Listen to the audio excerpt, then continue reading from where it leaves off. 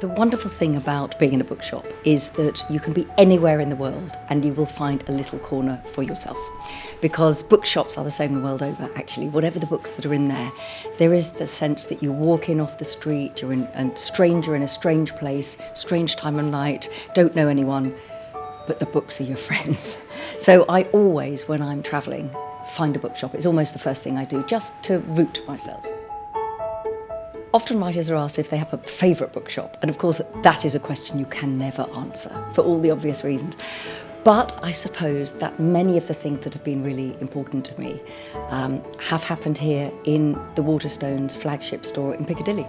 I don't live in London, but often, when it's raining, or actually if I'm feeling not that brilliant, or I just want to think or write a bit of a speech, or just jot down an idea for the new novel, I will often come here and just sit quietly and feel that I'm surrounded by all these incredible writers who have told stories, in some cases for thousands of years. I mean, they're new editions, of course.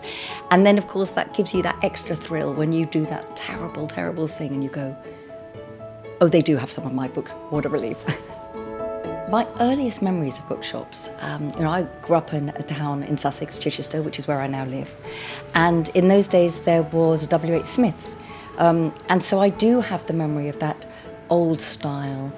You go in and the newspapers are on the left-hand side and the books on the right-hand side. But we were really lucky to have second-hand bookshops. And that, for me, set up a love of picking up an old book. And it's not just the words inside it, or the author or the story, and whether that speaks to you and you love it or whatever. It's the idea of all those hands that have held that book before you. And that sense of being connected with a story of readers that goes back generation after generation. So that really, I think in Chichester, there were these tiny bookshops and you'd go in, you'd open the door and there was that mixture of smell of dust in the sunlight and sort of old leather and kind of wax. And I love that, and I always find second-hand bookshops. And I think the thing for me about bookshops is that we're in the most beautiful Waterstones, the biggest Waterstones in the country. I've been told it's the biggest Waterstones in Europe. I don't know if that's true, but I'm going to stick to that story. But there's, of course, other amazing chains, not least of all Foyles, which is absolutely fantastic, Blackwell's, but independent bookshops too, all of whom have that same personal thing, like a second-hand bookshop does. So for me, as you can see, I'm just a junkie, and it is my place. Wherever I am in the world, a bookshop feels like my place.